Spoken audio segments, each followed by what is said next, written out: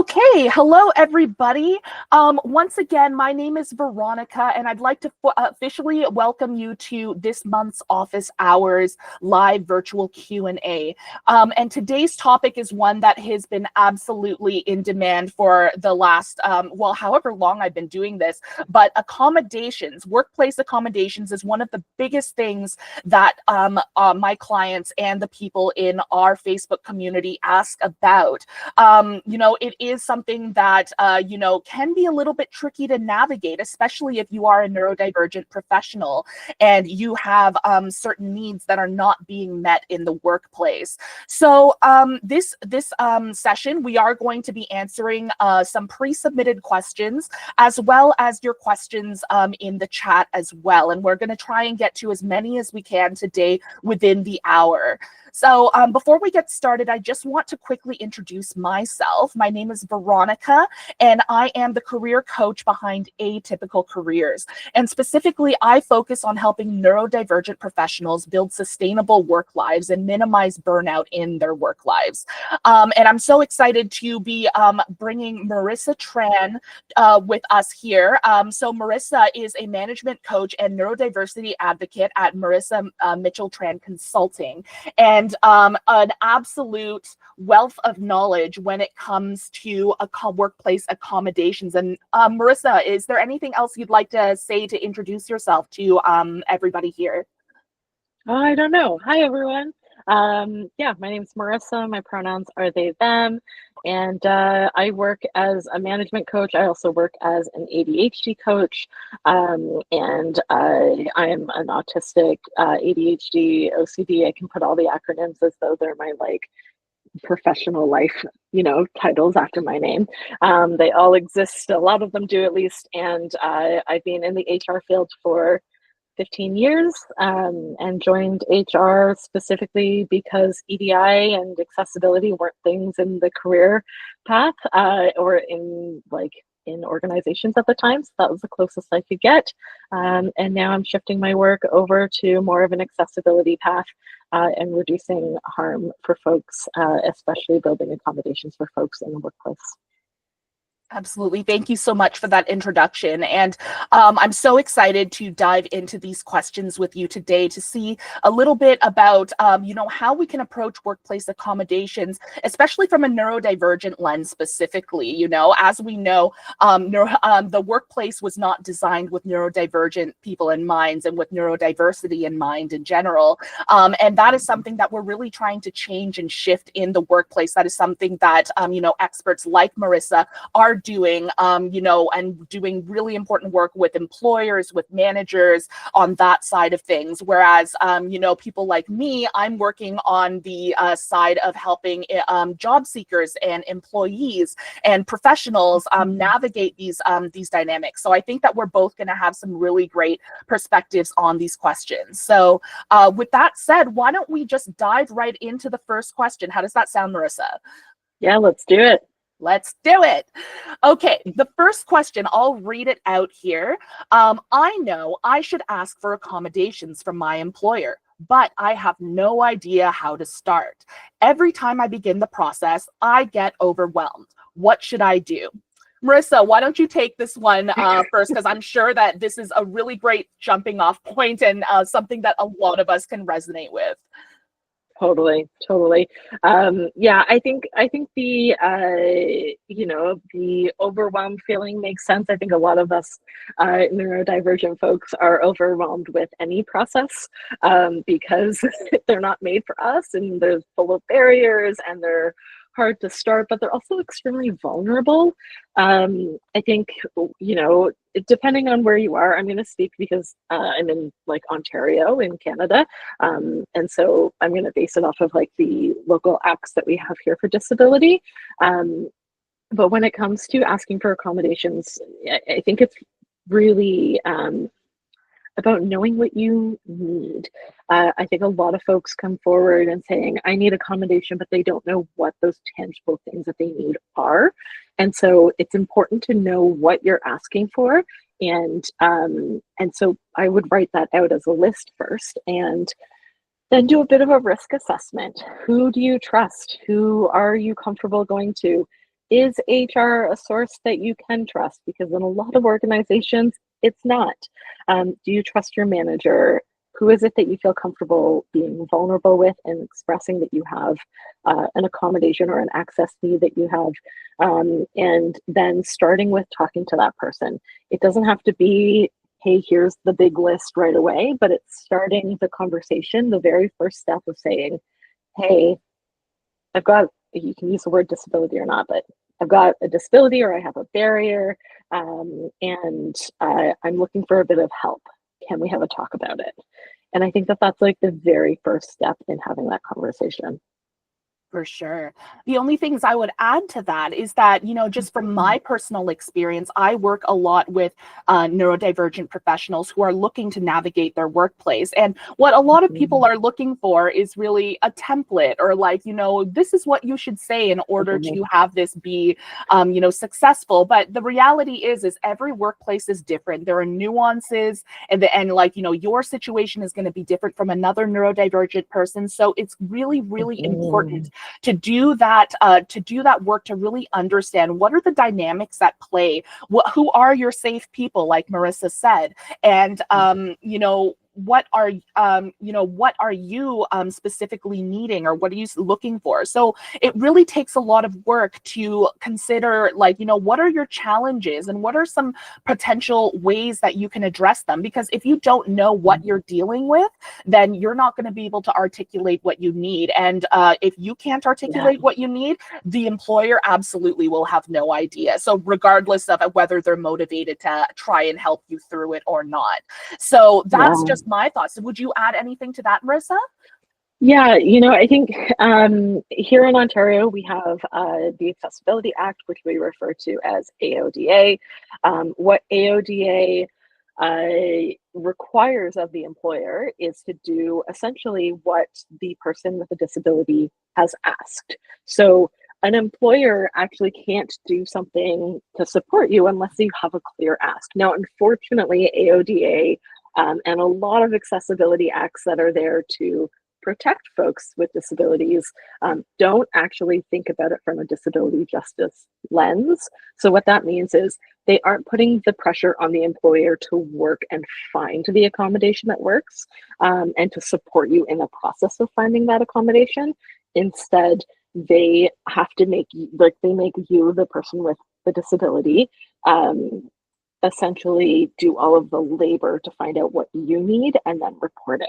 So it is important, if you're going by law standard, that you know what you're asking for, and really know what you're trying, and being clear of what you need. That's great insight. And just one last thing before we move on to the next question is that I know that we have people from all different countries, all different places joining us today, not just in Ontario. And, you know, the majority of the people, you know, who I work with are actually based in the States. And so I know that there, the accessibility and DEI, well, I mean, you know, it's probably a little bit turbulent right now, but, you know, it's going to vary from area to area. So it's going to be very important to be informed about what are the laws in your area, and everything like that. So I'm sure it's overwhelming at first, but it is absolutely worth the effort that it takes to do in order to try and, you know, make sure that you have sustainability at work. So with that said, why don't we move on to the next question? Can you share the most helpful accommodations for neurodivergent people? So I'm sure you encounter this a lot, Marisa. What are some of the most common and helpful ones for people like us? There's so many. The first thing that comes to mind is I use the acronym SNS, so small next steps. If I'm thinking about a project that's due in a month from now, in my mind, I'm like, oh, it's not urgent. But actually, there's probably at least 20 like milestones that have to exist within that project. I need to get started now. And that urgency doesn't always exist, or it stops me from starting because there's so many steps. So creating a small next step, what is the first step? And that can be as small as opening up an email, but listing out what your small next steps are and picking the first 3 to do either in that moment or in that day is one of the best and like most helpful accommodations that I think a lot of people are requesting, and that's something that's really easy to ask from a manager. So one of the things that I teach with management is that when you see someone that is like quote unquote lazy or procrastinating, you have to reframe that and realize that that person probably doesn't want to be, procrastinating or seeming like they're lazy. Instead, what's probably happening is that they're stuck. And how do you help them in those moments is, hey, what are you working on? What's happening for you? Okay, let's create some of those small next steps. Asking a manager to work through what those next steps are with you is one of the best ways that you can have accountability and still meet that accommodation. Another thing, yeah, did you want to jump in there? Yeah, I was just, I just wanted to reiterate that, and also, oh, what was it? Like, I saw this meme the other day that said something along the lines of, if you were just being lazy, you would actually be having more fun. But you're not, so it's probably executive dysfunction. The other thing I wanted to add was small next steps.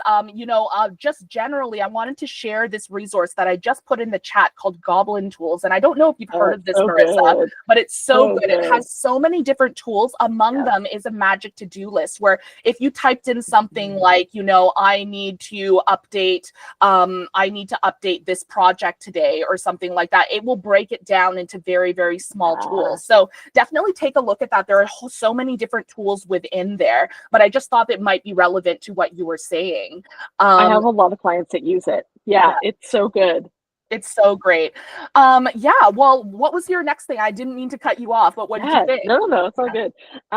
Next thing is, one of the things that I hear from a lot of folks is emails pile up. There's so many emails, and then you open an email and then there's so much to read, and then there's also so many tasks that come from it, and then you might maybe put it aside, but then you don't come back to it. One of the things that I find a lot of folks benefit from is asking their manager to email in a certain format. So if they're going to write in paragraphs, they should be bolding certain things in that email. If they're going to, ideally, if they can break that email up, instead of having paragraphs, breaking it down by bullet points, that's going to keep someone's attention, and I'd be able to identify what those action items are. And to add to that, coming out of a meeting, if someone wants to, I feel like I get this all the time. Someone's like, hey, can you hop on a call? I'm like, sure, but I'm not ready to take notes. I'm not mentally, I'm shifting gears. That's a lot for me to take on.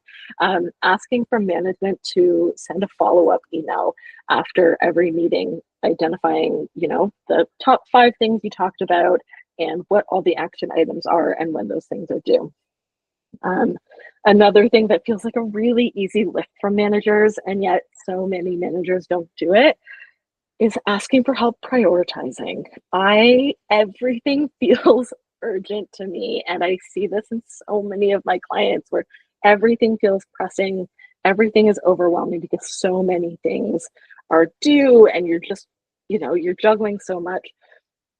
Having a Monday morning meeting that says, okay, here's the priorities, here's the most important things that you have to get done this week, here's some things that we're going to push off to next week, and just having kind of like a starting point at the beginning of the week and identifying what those priorities are is really, really helpful. And I guess, another thing to add to that is, I think we've all been there where a manager comes up to us halfway through the week and they're like, hey, this is a brand new priority that needs to happen today. Saying back to the manager, okay, I hear that, and I have these priorities that we've already talked about. What do you want me to move?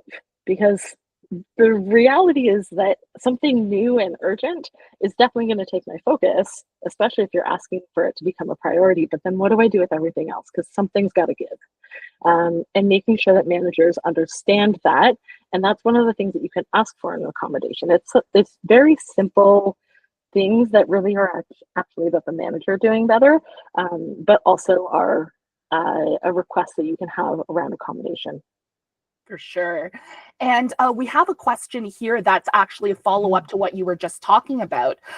What can we say when we get pushback around the email summarizing important points? And I guess this is kind of like, speaking to like, what if you get pushback, period? But maybe you could shine a light on both angles there. Yeah, great question. And so real. It depends on, I would say, depends on the Disability Act in your area, and it depends on the relationship that you have with the person. I would probably say, this is an access need that I have. If you're comfortable disclosing that you have a disability, I think that's something that can easily be realized, that this is an accommodation, this is an access need. And if someone, if a manager is still saying, well, you have to take your own notes or these sorts of things, then I would be looking at different platforms. Like there's different platforms that you can use to grasp information during virtual meetings, and they'll create your to-do lists that come out of that. Or another option is at the end of every meeting, like say to your manager, hey, can we leave the last 5 minutes to go over all of the takeaways to make sure I've got them? So asking them to carve that out. I know not every manager is not going to actually be able, sorry, let me correct myself. Not every manager will be willing to do that. And those are the closest that I think we can get to. Absolutely. And it kind of comes back to what I was saying about like, every situation is going to be different. There are going to be social dynamics at play. They're going to be, the nature of the work that you're doing is going to be at play. The laws in your area, they're going to be at play. So it's really often like very helpful to be able to try and work this out with someone on a one-on-one basis. Try and see if there are advocates in your area. Like Marisa, I think you mentioned that you also do advocacy work as well. Can you tell us like Totally. what's the process like with an advocate, and how do you even find one? Great question. So a lot of folks will bring me on as this is kind of like a volunteer thing that I do on the side, is support folks as an advocate or support person in meetings with their manager. So if they're disclosing a disability, if they're requesting, you don't have to disclose a disability to actually receive access and accommodations. So if you're asking for accommodations, if you're meeting with your manager and disclosing, no matter what the situation is, there is a power dynamic that exists. Your manager is always going to have more power than you. So the social dynamic that exists there is terrifying. And so one of the ways that we can combat that is by requesting a support person come with us. That could be someone like a coworker that you really trust. It could be, I would say that myself, Veronica are options to go to these meetings with your manager and have those conversations. I think that there's a lot of different resources that we can use, and a lot of our community. We can look at our friends and like I said, our coworkers and whoever we're connected to, people that we trust that can actually be that voice. And to be honest with you, I've used this in a lot of ways in workplaces where there's workplace conflict that's happening. And there's times when I am not able to be verbal. And so when that happens, it's important that I have someone there to support me as I'm going through conflict with someone else in the workplace to be able to advocate for me or to be my words for me sometimes. So that person, if we're virtual, I can message them and tell them the things that I'm thinking or wanting them to say. And there's like a communication that already exists between myself and that person that they're on my side. I lost my train of thought because I have ADHD, but I think anytime that you have an opportunity to bring in a support person, especially if there's a power dynamic where you have less power in the room, or there's someone that has like an authoritative position over you, it's important to have an advocate or support person with you. Thank you for that. I'm going to move on to the next question now. So let's take a look at this. I am a therapist who works with mostly neurodivergent clients, mainly focused on ADHD, but I do have some ASD clients as well. I was wondering if there are any resources that I can share with my clients to help them navigate the workplace and or find jobs that are good fits for them. Thank you. Marisa, I'm going to start dropping some stuff in the chat here, some links that I have in mind, but why don't you start off and see what you've got? Yeah, I'm just rereading the question. Great question. So the things that come to mind are more local, as in I know that there's a couple organizations that specifically help folks with disabilities find work. And so those are the things that are coming to mind. There's not a list off the top of my head that I can pull out, but I also can put one together. I am also happy to hop on a call with anybody that needs any extra support or wants to talk things through. So, I'm happy to be a resource for folks if they have questions about, what interview processes are like or how to prep for them. Also, this isn't me giving resources, but I will say if you are somebody that's looking for a job and let's say you have an interview, let's say you have ADHD and you're like me and can keep talking and maybe go over time in a lot of different places, you can ask for an accommodation in the recruiting process. It gives you an extra 10 minutes in the interview. You can ask for accommodations where this is one that I would highly recommend for autistic folks in particular, that you ask for the questions ahead of time for an interview. Say that this is something that I need as an access, and having the questions ahead of time allow me to prepare myself and allow me to not have to manage both my masking of my autism and also answering the question at the same time. And that's how we can find equity. So some of those are some of those ways that I would reach that. Yeah, and just to build on that, I actually put a couple of links in the chat here, and I pinned them. The first one is the Job Accommodation Network, askjan.org, and that's a really good resource database for looking up what can you even ask for, and like what are the possibilities out there. We also have a something from me. I actually put this together. It is a guide on requesting accommodations. So if you look at the blog, there's also a downloadable resource that you can use to reference and to guide your way through the process a little bit. So hopefully those resources will be helpful for you. I do see some other follow-up questions in the chat here, so I just wanted to quickly address them. So in relation to this question, is there a way to deepen our understanding of what we're good at so that we can find better suited roles? What do you think about that, Marisa? Yeah, definitely. Immediately my brain just went to someone that I follow on Instagram. What's his profile? A different spectrum, I think is maybe what it is. But he talks about how his ability to have like really strong pattern recognition has meant that he's really good working at an airport in security, which I was like, what? How? What? That makes no sense to me. But it's because they're looking for certain things as things go through like the X-ray scanner. And yeah, I think that a lot of the way that neurodivergent disabilities are talked about are in a really negative sense. And not to minimize that experience, because obviously they are a disability for a reason. But there are some really pretty cool things that come with the way that our brains work. So I would really get to know your brain. What are the things that you're really strong at? What are the things that you're not so strong at?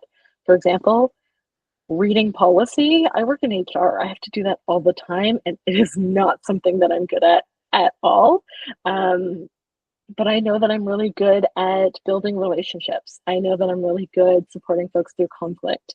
I know that I really like being an advocate for folks. And so getting to know individuals and what their individual needs are allows me to build better spaces for them. And so while I'm really not great at policy, I thankfully am in a job where I don't have to look at policy all the time. And when I do, I use things like immersive readers to help me read them. But all of the other elements are things that I really like doing, which is like talking to people, getting to know people's barriers, et cetera, et cetera, et cetera. So I would look at the things that you're really good at.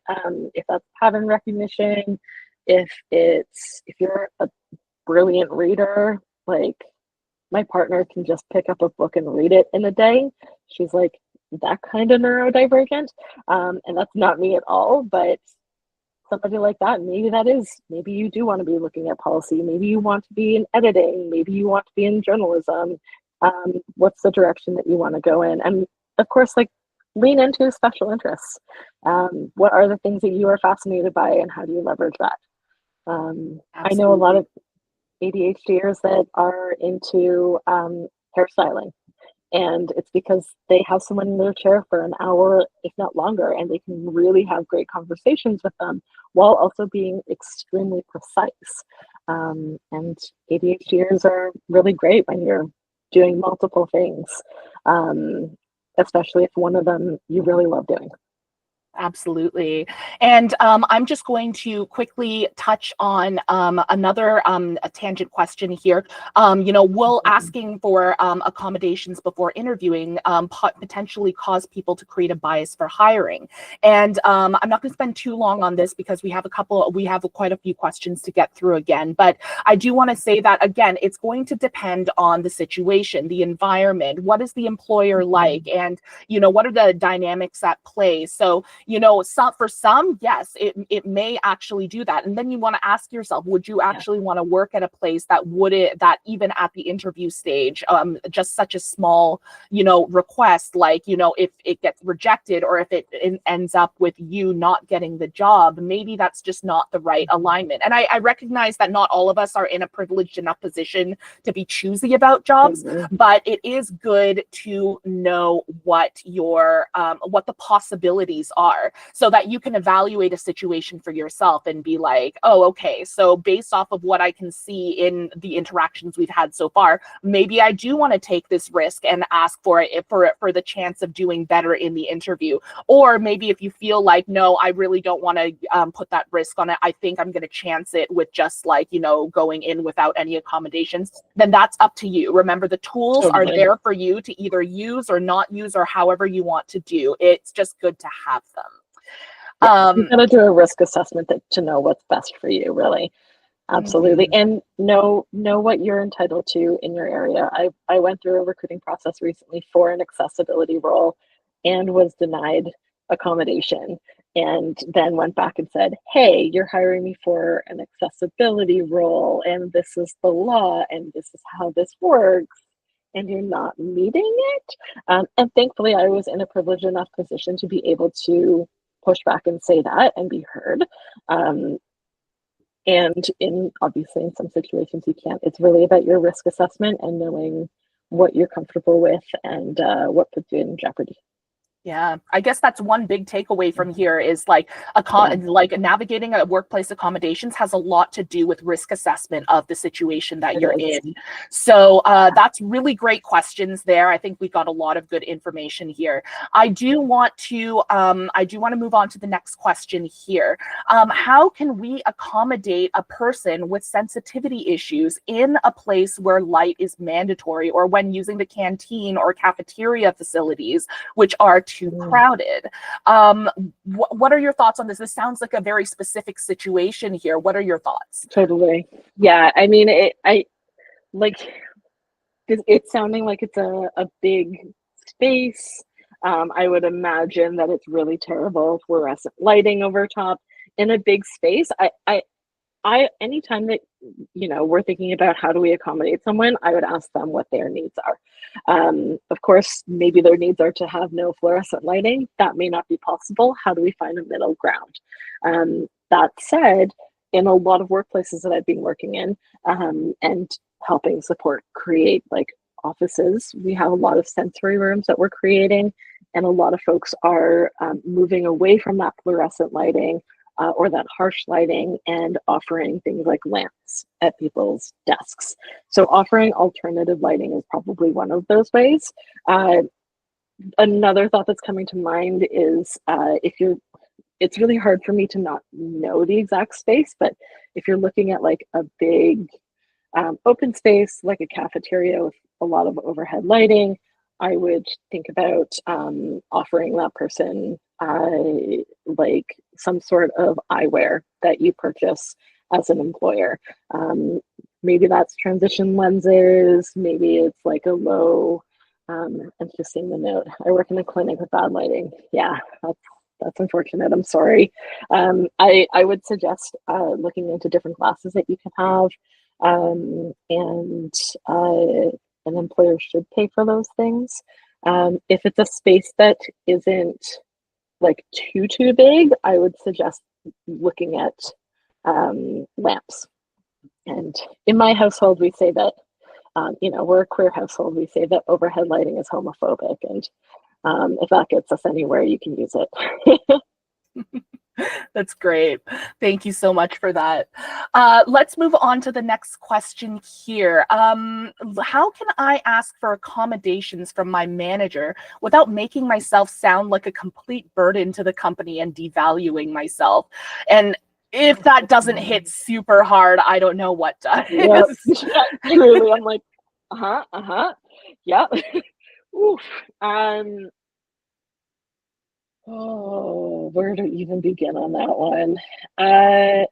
First off, you are not a burden. Your needs aren't a burden. You deserve to have your access needs met. Full stop. I think, how can you ask for accommodation without making myself sound like, so I think that there's a piece around confidence, possibly there, where it's like you don't, you're not a burden. You asking for your needs to be met is not devaluing yourself or anything. If anything, from a workplace perspective, they should be thinking of that as you are actually going to become more effective at your job. If you're already doing your job pretty well, imagine what you would do if your access needs were met. I also think that you don't have to ask for access needs to be met in a way of disclosing your disability, if that feels like something that might feel devaluing to you. You don't have to disclose that. I also think that there's like power dynamics in the society that we live in is extremely ableist. So society might see us as less than because of our disabilities, but that's just not true. And there you go. No, it's okay. I was like, what? Something happened. Something shiny. Yeah, I think making your asks being very clear, and connecting them to how you will perform better is one of the ways that you can show value in this. Really, like, I'm very aware that this is a very capitalist approach to this, but showing how your access needs being met will increase your productivity at work is one of those ways that you can make a bid for your needs to be met. Absolutely. The only thing I would they deserve that. Oh yeah, absolutely. Yeah. And I didn't mean to cut you off, but the only thing that I would add to this is that, what if you went into a conversation with your manager, for example, and instead of being like, oh, I'm struggling, I need help or something, what if you came at it like, a business proposal? So, so that, we're two parties in a business agreement to work together. Our shared goal is this, to accomplish this. Now, if I had these tools, I could do a much better job at doing this. If you think about it in the form of, like, you know, proposing it as a solution to make your experience working together even better, and to make the output and the accomplishments that you have even better, then that is definitely a way for you to kind of, you know, showcase not only the fact that, you know, you took initiative to do this and to go the extra mile, but also that you are in control and you know what needs to be done in order to accomplish what you guys want to accomplish. And so this is kind of a mindset that, you know, to some people sounds a little bit intimidating, but to others it will really actually help with that reframe and that mindset. So I hope that that kind of resonates with some of you here. Yeah, I'm going to go on to the next question here. I want to see how many we can finish before the end of the hour. Hi, I'm in the US. Do you know if it's possible to ask employers for accommodation to be medically excluded from forced or mandatory overtime? What about the hiring process? I'm looking for a new job and I'm unable to work more than 40 hours a week without risking severe burnout. I appreciate your input. Thank you. Now, I know we're not based in the US, Marisa, but we can give some general advice, but generally it's going to come down to what the laws are in your area. So definitely look at that. But is there anything else that you would add to this, Marisa? Yeah, I mean, number one, I would find out what the laws are. And it wouldn't be federally, it would be locally, like possibly municipal, if not state. So it's kind of really focused around that. I can base it off of what I know here, which is, yeah, if you're not able to work 40 hours a week, if you had a doctor's note, you could have an accommodation plan around that. Now, from what I've seen here in Ontario, is that let's say you're not able to work 40 hours a week, but your job does require you to be working 40 hours a week. What can be done is an accommodation plan which adjusts. So maybe you are at 40 hours a week one week, but then the next week it's like 35, and maybe it's 35 for like 6 weeks straight, and then it's 40 again for a week or two, and then it's like a gradual progression where either you work up to getting to the 40 hours a week, or you just don't actually hit it, but you come close. I will also say, like, in many ways that's not necessarily a protected ground here in Ontario and in Canada. So it really depends on the job that you are working with. And, you know, here in Canada, I think across all of Canada, if you haven't been at a role for longer than 6 months, you can be let go for any reason. And I would say that that's called the probationary period. And if you're in that probationary period, I would say that there is some risk that you might lose your job. I think that it still falls into it being illegal, but they can call it that they're letting you go for whatever reason. But on a larger scale, if you've been at a job for a long period of time, you at will is what it says in the States. Gotcha. Thanks. Yeah, so if you've been at your job for a while, you can probably have an accommodation plan that adjusts to reduce your risk of burnout. But that would normally come with some medical forms to do that. Mm-hmm. Thank you for that. And the next thing I'm going to move on to is one of the questions that we have in our chat here. And this person has submitted 2 questions, and I'm going to combine them because I think they're related. So the first one is, how do you know when it's safe to disclose neurodiversity and ask for accommodations? It would be a dream to be allowed to have one of these conversations in the workplace. I've never had such a workplace. And the second part of it is, how do you do a risk assessment? So what are your thoughts on that? Yeah, so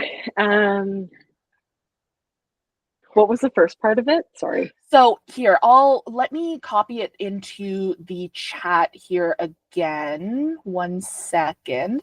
But it is, how do you know when it is safe to disclose neurodiversity and ask for accommodations? And then the second part is, how do you do a risk assessment? How do you do a risk assessment? Right. So when it comes to disclosing neurodiversity and asking for accommodation, I think it's important that we separate those two things. I think that you can ask for accommodation without disclosing. And if you are disclosing, sometimes you have to, because that's like required to be able to get your accommodation, depending on where you're located. But if you are disclosing your neurodiversity out of choice, I think it's important that you know and trust the person that you're sharing that with. Oh, sorry for my dog jumping in here. And that brings us to, you're right, Veronica, that brings us to the risk assessment. How do you do a risk assessment? I mean, there's a lot of different ways that you can do it. The first thing that I think through is, how is my employer going to hear this? How is my employer going to respond? Or also thinking, has my employer or my manager or my coworkers made ableist jokes? Do folks here also talk about their own neurodiversity? Have I found any allies and folks that are sharing some experiences with me, whether or not they've identified as neurodivergent? So really you're trying to ask your questions on, how much do I trust people? How open are they going to be to what neurodiversity is or being neurodivergent is? And I think one of the ways that you can test the waters is by asking for something small. And so maybe that's hey, after the next meeting that we have, can you send me some notes on it? And see if that's like responded well to. And if that person's like, yeah, totally, I'll send you the notes, and I'll send you bullet points of what the action items were, then they're responding well to your access need. And I would test the waters a little bit that way, before fully being like transparent about being neurodivergent and or asking for accommodations. Great advice, for sure. Does that answer the question for the person that asked it? I think it does. Yeah. And I think, this would be such an interesting thing to get deeper into, is how to do a risk assessment. And maybe we can create a resource one day or something like that around that. That sounds really great. Totally. I'm going to go for another question that's in the chat, and I'm going to put it in the chat so you can read it here. It says, I work in healthcare in referrals, so I'm hybrid. What do you do if you're trying to get Ask Jan accommodations and your job is giving you a hard time, saying that the accommodations need to be very specific in order to be approved? For example, I'm in severe burnout right now, and I've asked for less in in-person days, as I'm able to do my job 100% remote, and there's already someone on site 5 days a week. So any thoughts on that? Yeah, it sounds like you're pretty specific on what you need. I don't know why they're not meeting that need.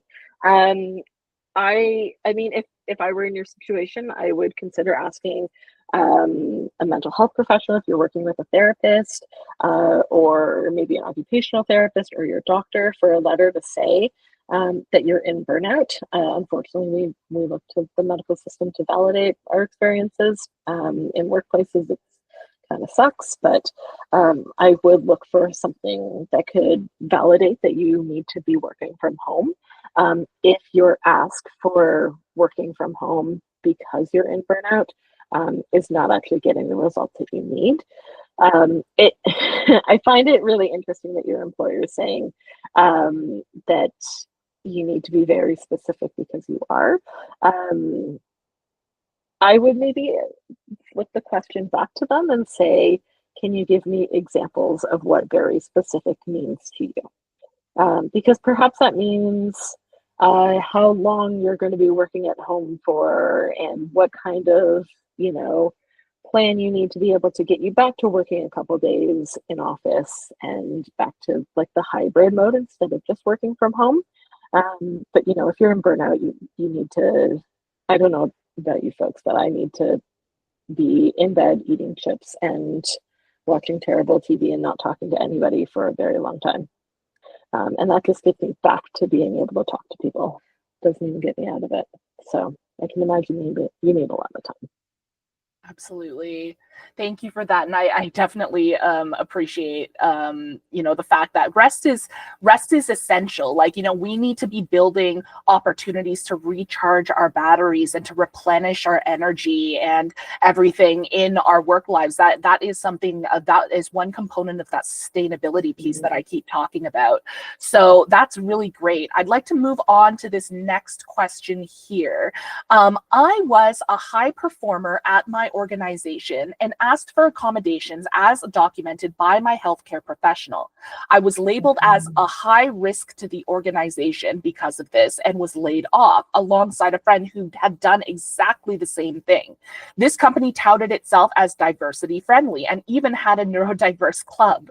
So how can I identify organizations in which it's safe to express my neurodiverse needs while I'm applying to work there and after I work there? Wow, that is such a situation. I'm feeling that, but what are your initial thoughts? Oh gosh, I'm so sorry that has happened, and that is terrible and discriminatory and ableist, and we can call it all the things. That's not okay. I'm sorry that happened. I mean, it's always so hard hearing these situations and being like, here's a quick solve to it, because it's never that easy.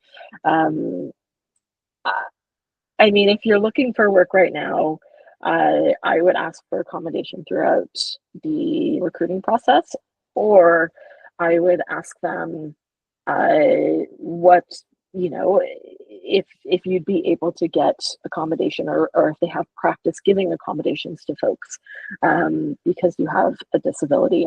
If you feel comfortable vetting an organization kind of like that, and being upfront about it, you're going to quickly get your answers on who's going to be safe for you and who won't be.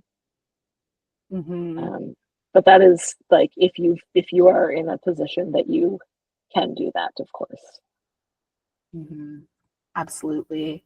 I'm just going to keep us chugging along here because we have a few more questions, and I'm going to get one from the chat here. So I'm just going to pop it in the chat.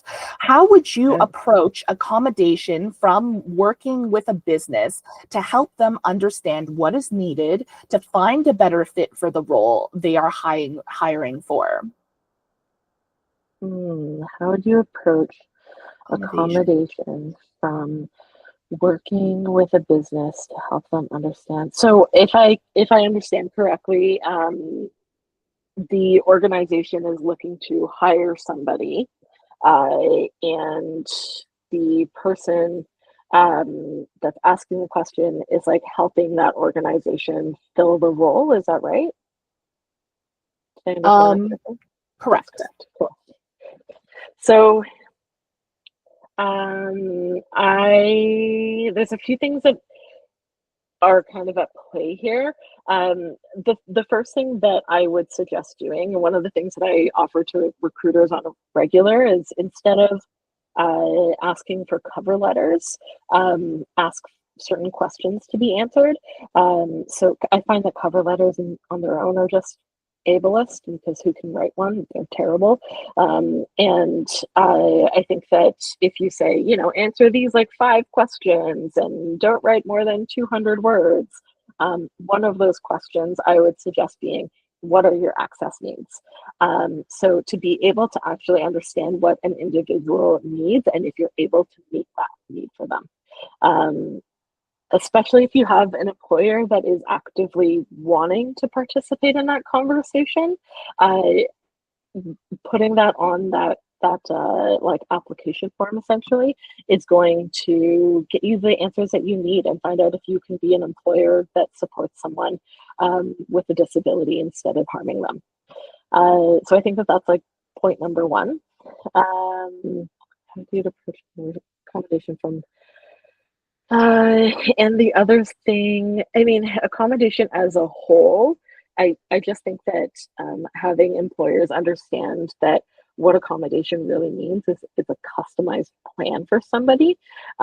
So letting them, you know, get ready to build those things and also change the view and the behaviors that accommodation is just for folks with disabilities. I think all of us, like, I mean, all of us, obviously we do because we're on this call, but I think everybody has accommodation needs, disability or not. I think that we all kind of work differently. What I am trying to achieve is helping clients understand that different people learn and retain differently. I see, understand, thank you. So the example that I use with the management clients that I work with is, you know, are you the kind of person that picks up a phone and calls your friend, or do you prefer to text them, or do you prefer to send them memes? We all communicate in different ways, and that's because we retain information differently, and we all have different needs.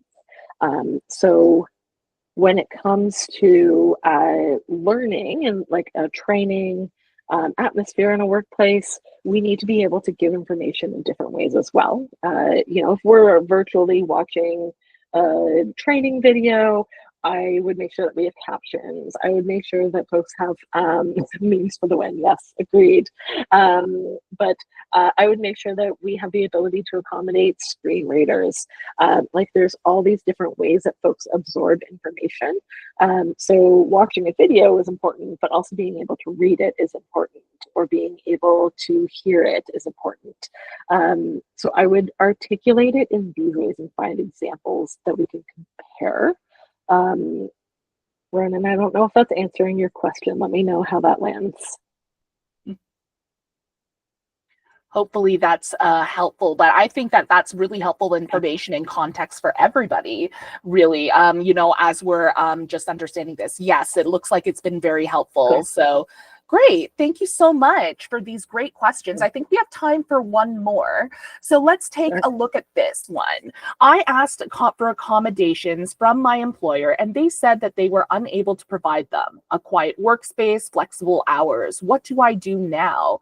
So this is kind of like, you know, once you're rejected, what are some next steps you can take? I would bring the question back to them and say, okay, I hear that you're unable to provide that. How do we find a middle ground? I would start with that. I think, yeah, I was going to say the quiet workspace, depending on the setting. You can ask them for noise canceling headphones, if that's something that's possible, or better, like soundproof wall barriers. Asking them for, I would pull it apart and ask for something more direct. So what is a quiet workspace? How would they accomplish that? And what are the specific tools that they need to do to get that for you? Flexible working hours is possibly more difficult. I don't know the work setting. You know, I think about some of the folks I work with that are working in shelters right now, and you know, their hours are, they definitely have to be flexible, but it's really the person that needs to be flexible, because you never know when you're going to have to be going overtime, because maybe the situation happens.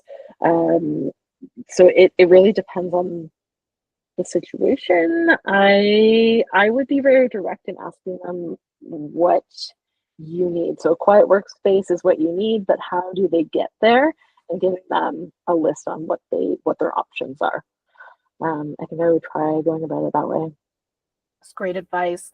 And yeah, that I think that's all of the questions that we have today. And so we're pretty much right on time. I want to just close off a little bit by telling you guys a little bit about me. Once again, I am a Veronica, and I am a career coach for neurodivergent professionals. And I help my clients and and neurodivergent professionals from around the world kind of figure out how to build a sustainable work life, whatever that might look like for you, and break free of burnout and minimize that so that you can live a more sustainable work life. If you'd like to book an exploratory call with me, feel free to email me at veronica@atypicalcareers.com or visit my website at atypicalcareers.com there, and you can learn more about me. I also wanted to let you guys know that I have an exciting new project coming up, a career resource library designed for neurodivergent professionals called A Buzz Academy. And this is going to be hosting my main course, how to build a how to build a neurodivergent friendly career strategy for yourself. So keep an eye out for that for sure. And lastly, if you'd like to join our Facebook support group and get to know our 75,000 plus members on there, it's a really great free resource that we're happy to offer there as well. So be sure to check us out online. And that's everything. I just wanted to say thank you again for everybody for all your fantastic questions. And, thank you again, Marisa, for your expertise. And, I'm hoping that maybe we can have you back again sometime to answer some more questions, because obviously this has been really, really important information that we want to make sure that all neurodivergent professionals have access to. Any final thoughts for our attendees? No, I think that's it. And folks, feel free to reach out if you have any specific situations. I'm always here as a resource.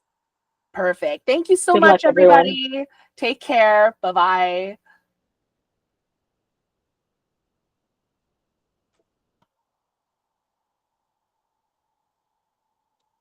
You're just going to hang back, Marisa, for a second? Yeah, I am. Okay, hang on.